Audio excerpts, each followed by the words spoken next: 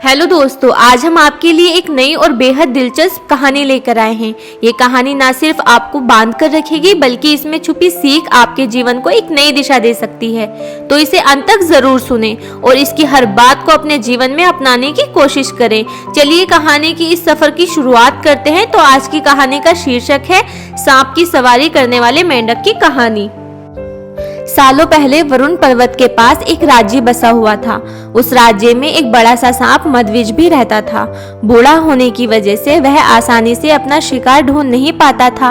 एक दिन उसने तरकीब सोची। वो तुरंत मेंढकों से भरे हुए एक तालाब के पास पहुंच गया। वहां वह दुखी सा होकर एक पत्थर के ऊपर बैठ गया। तभी पास के पत्थर पर बैठे एक मेंढक ने उसे देखा। उस मेंढक ने थोड़ी देर बाद सांप से पूछा, चचा क्या बात है, आज आप अपने खाने की तलाश नहीं कर रहे हैं? अपने लिए भोजन नहीं जुटाएंगे? इतना सुनते ही सांप ने रोनी सी सूरत बनाकर मेंढक को कहानी सुनाई। सांप ने कहा, मैं आज भोजन की तलाश में किसी मेंढक के पीछे पीछे जा रहा था। अचानक से मेंढक ब्राह्मणों के झुंड में घुस गया। मेंढक को भोजन बनाने के चक्कर में मैंने गलती से एक ब्राह्मण की बेटी को काट दिया, जिससे उसकी मौत हो गई। इससे नाराज होकर ब्राह्मण ने मुझे श्राप दे दिया। उन्होंने मुझे श्राप देते हुए कहा कि तुझे अपना पेट भरने के लिए मेंढकों की सवारी बनना पड़ेगा। इसी वजह से मैं इस तालाब के पास आया हूँ। ये बात सुनते ही वह मेंढक तुरंत तालाब के अंदर गया और अपने राजा को सारी बातें बताई।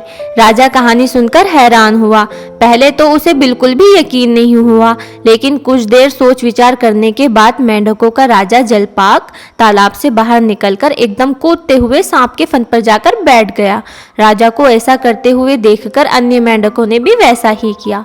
सांप समझ गया था कि मेंढक अभी मेरी परीक्षा ले रहे हैं। सांप भी बिना विचलित हुए आराम से सबको अपने फन पर कूदने दे रहा था और उन्हें घुमा रहा था। इसके बाद मेंढकों के राजा ने कहा, जितना मजा मुझे सांप की सवारी करते हुए आया, उतना मुझे आज तक किसी की भी सवारी करते हुए नहीं आया। मेंढकों का भरोसा जीतने के बाद अब धीरे धीरे सांप रोज मेंढकों की सवारी बनने लगा। कुछ दिन बाद चतुर सांप ने अपने चलते गति को धीमी कर दी।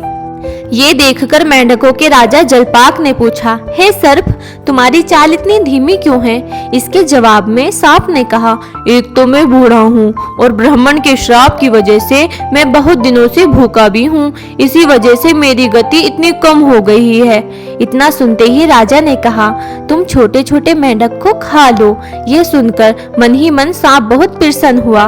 उसने कहा, राजन, मुझे ब्राह्मण का श्राप है, मैं मेंढक को खा नहीं सकता हूँ, लेकिन अगर आप कहते हैं तो मैं खा लेता हूँ। ऐसा करते करते वह रोज छोटे छोटे मेंढक को खाने लगा और वह तंदुरुस्त हो गया। अब सांप को रोज बिना किसी मेहनत के खाना मिल रहा था। सांप काफी प्रसन्न था। मेंढक सांप की चाल अब तक नहीं समझ पाए थे। मेंढक के राजा को भी सांप की इस साजिश के बारे में भनक तक नहीं लगी। होते होते एक दिन सांप ने मेंढक के राजा जलपाक को भी खा लिया और तालाब में रहने वाले सारे मेंढकों के वंश को नष्ट कर दिया। कहानी से सीख, किसी भी शत्रु की बात का जल्दी से भरोसा नहीं करना चाहिए। इससे खुद अपने लोगों की हानि हो निश्चित है। दोस्तों, अगर आपको हमारी ये कहानी पसंद आई हो तो हमारे चैनल को लाइक और सब्सक्राइब जरूर करें। साथ ही बेल आइकन को प्रेस करना ना भूलें ताकि आपको हमारी हर नई कहानी की अपडेट सबसे पहले मिले। हम आपके लिए और भी रोमांचक और प्रेरणादायक कहानियां लाते रहेंगे। अपने विचार और सुझाव कमेंट में जरूर बताएं और इस वीडियो को अपने दोस्तों और परिवार के साथ शेयर करें ताकि हमारी कहानियों का जादू हर किसी के दिल तक पहुंच सके।